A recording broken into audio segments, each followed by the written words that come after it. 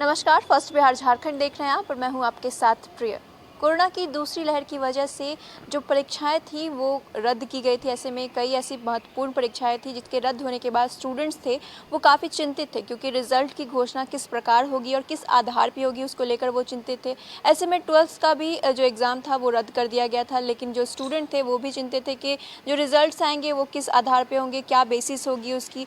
ऐसे में 13 सदस्यीय की टीम जो है वो गठित की गई थी, जो इस बात का निर्णय लेने वाले थे कि किस तरीके से जो है 12th का मार्कशीट बनाया जाए। ऐसे में जो आधार उन्होंने बनाया है अब उसे सुप्रीम कोर्ट को सौंप दिया है। आपको बता दें कि उन्होंने 10वीं, 11वीं और 12वीं तीनों के मार्क्स के बेसिस पे ही 12वीं के जो फाइनल रिजल्ट्स हैं उसकी घोषणा वो करेंगे। बताया जा रहा है कि 10वीं के 30%, वहीं 11वीं के 30% और अगर 12वीं की अगर हम बात करें तो 12वीं के प्री बोर्ड्स और प्रैक्टिकल्स को मिला के 40% जो हैं होंगे वो कुल मार्क्स ऐसे इस तरीके से जोड़े जाएंगे।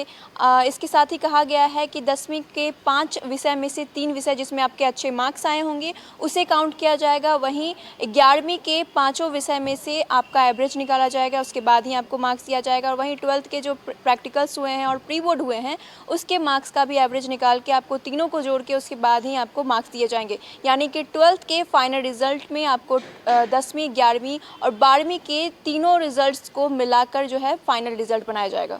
सीबीएसई बोर्ड की 12वीं की मार्कशीट तैयार करने को लेकर बनी 13 सदस्यीय समिति ने गुरुवार को सुप्रीम कोर्ट में अपनी रिपोर्ट सौंप दी। सीबीएसई ने बताया कि 10वीं, 11वीं और 12वीं के प्री बोर्ड के रिजल्ट को 12वीं के फाइनल रिजल्ट का आधार बनाया जाएगा।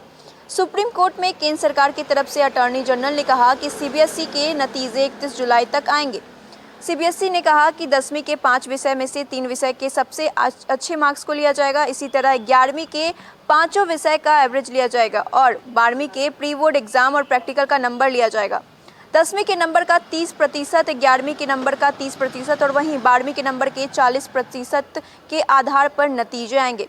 सुप्रीम कोर्ट में सीबीएसई ने कहा कि परिणाम समिति ने परीक्षा की विश्वसनीयता के आधार पर वेटेज पर फैसला किया। स्कूलों की नीति प्री बोर्ड में ज़्यादा अंक देने की है। ऐसे में सीबीएसई के हज़ारों स्कूलों में से प्रत्येक के लिए परिणाम समिति गठित होगी। स्कूल के 2 वरिष्ठतम शिक्षक और पड़ोसी स्कूल के शिक्षक मॉडरेशन कमेटी के रूप में कार्य करेंगे, ताकि यह सुनिश्चित हो सके स्कूल ने अंकों को बढ़ा चढ़ाकर नहीं बताया है।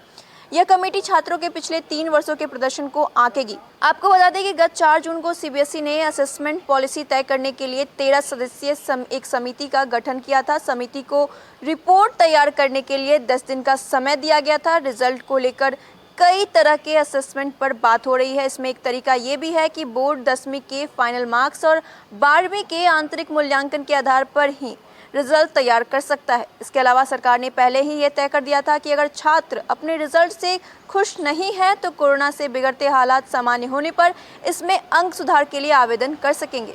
जो छात्र अपने रिजल्ट से खुश नहीं होंगे वो अंक सुधार के लिए फिर से आवेदन कर सकते हैं। ऐसे में उन्हें दोबारा एग्ज़ाम दिलवाया जाएगा और एग्ज़ाम के बेसिस पे उन्हें एग्ज़ाम मार्क्स जो है वो मिलेंगे। तो ऐसे ही अपडेट पाने के लिए आप हमारे साथ बने रहिए। अगर आपने अभी तक हमारे चैनल को सब्सक्राइब नहीं किया है तो सब्सक्राइब कर लीजिएगा।